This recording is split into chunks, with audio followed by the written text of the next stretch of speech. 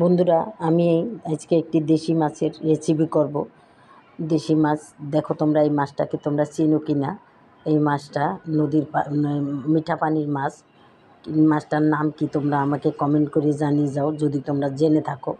তারপরও আমি বলে দেব তোমাদের নামটা, আমার কথা যদি ঠিক হয়ে থাকে। এটা একটা এটার নাম কোনো এক এক দেশে এক এক রকম বলে। কোনো দেশে মিনি মাছ বলে, কোনো দেশে বেদা মাছ বলে, কোনো দেশে রয়না মাছ বলে। যাই হোক, আমি এটাকে মিনি মাছই বললাম কিংবা বেদা মাছ। এই মাছটা আমি বাজারে পেয়েছি। এই মাছটা এনে কুটিয়ে ধুয়ে পরিষ্কার করে নিয়েছি। একটু হলুদ লবণ মেখে আমি মাছটাকে একটু ভেজে নেব। ভেজে তারপর এটাকে আমি রান্না করব। এটা আমাকে রান্না করতে লাগবে 1 চামচ মরিচ, 1 চামচ হলুদ, 1 চামচ ধনিয়া, 1 চামচ জিরা, স্বাদ মতো লবণ, আর পেঁয়াজ রসুন বাটা, টমেটো কুচি, পেঁয়াজ কুচি, ধনিয়া পাতা, এগুলা লাগবে। তাহলে এখন আমি চুলায় ফ্রাই প্যান বসিয়ে দিয়েছি। এখন আমি মাছটাকে ভেজে নেব। মাছটাকে আমি হলুদ লবণ দিয়ে মেখে নিয়েছি বন্ধুরা। ওই যে ফ্রাই প্যানে তেল দিয়েছি, এখন এই মাছটাকে সুন্দর করে ভেজে নেব। তাহলে তোমরা দেখতে থাকো বন্ধুরা আমার এই রেসিপিটা। তোমরা দেশ ও দেশের বাইরে থেকে যদি কেউ দেখে থাকো বন্ধুরা, তোমাদেরকে জানাই অনেক অনেক ধন্যবাদ, শুভকামনা জানাই। তোমরা নিয়মিত আমাদের এই ভিডিওগুলো দেখো এবং দেখবে, সেই জন্য আমরা তাহলে আমরা সুন্দর সুন্দর ভিডিও নিয়ে আসতে পারবো। তোমরা যদি দেখো, আর না দেখলে তো বন্ধুরা পারবো না। একটা ভিডিও করতে আমাদের অনেক কষ্ট। তোমরা যদি না দেখো তাহলে তো এটা করে লাভ নাই। আচ্ছা, যাই হোক বন্ধুরা, সব কিছু তোমাদের উপরে ছেড়ে দিলাম। মাছটা আমার ভাজা হয়ে গেছে। এখন আমি সেই ফ্রাই প্যানে যে তেলটা ছিল তার ভিতরে কিছুটা তেল দিয়ে দিয়েছি। দিয়ে পেঁয়াজ কুচিটা দিয়ে দিলাম। দিয়ে এখন পেঁয়াজটাকে আমি একটুখানি লাল করে নেব। এখন আমি পেঁয়াজ রসুন বাটাটা দিয়ে দিলাম। দিয়ে কিছুক্ষণ নাড়াচাড়া করে, একটা কাঁচা গন্ধ থাকে এটা, সেটা থাকবে না, সেই জন্য একটু ভেজে নেব।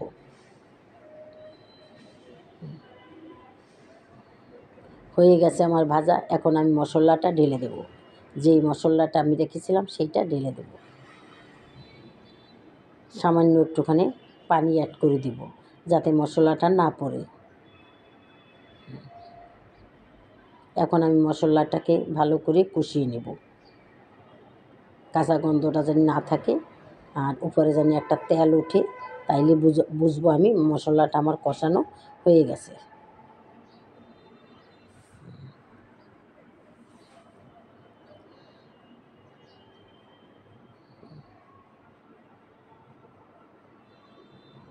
প্রায় হয়ে আসছে আমার মশলাটা কষানো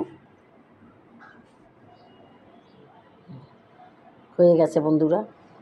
আমার মশলাটা কষানো হয়ে গেছে। এখন আমি সামান্য পানি দিয়ে দেব। পানি দিয়ে আবার সুন্দর করে নাড়াচাড়া করে আমি মাছটাকে ঢেলে দেব।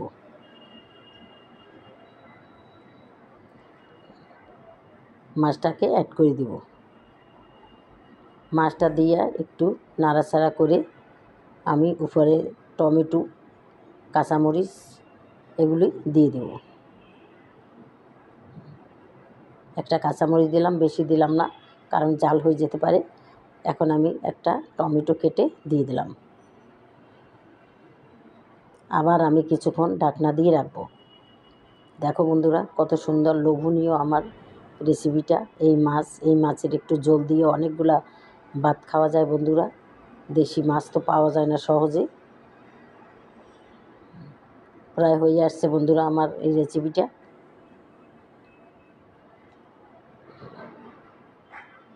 এখন আমি কিছু ধনিয়া পাতা দিয়ে দেব।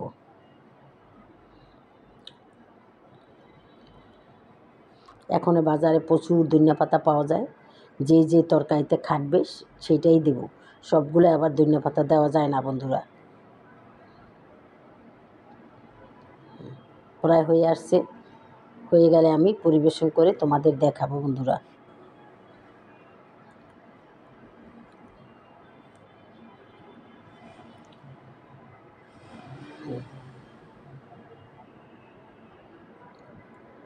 এখন আমি ধনিয়া পাতাটা অ্যাড করে দিব।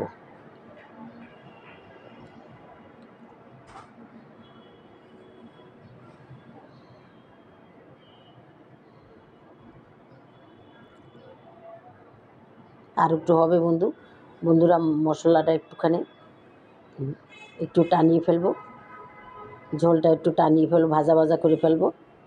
এই মাছের ঝোল ভালো লাগে না, তাই আমি একটু ভাজা ভাজা করে নিয়েছি। ধনে পাতা ওরা দিয়ে দিয়েছি বন্ধুরা।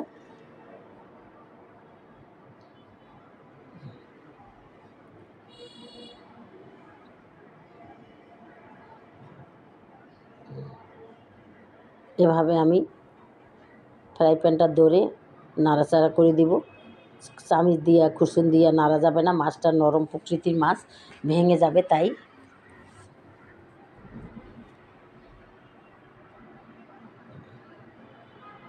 এখন প্রায় হয়ে গেছে, আমি এখন পরিবেশন করে তোমাদের দেখাবো। বন্ধুরা তোমরা আমার ভিডিওটা দেখা মাত্র একটা লাইক দিবে অবশ্যই।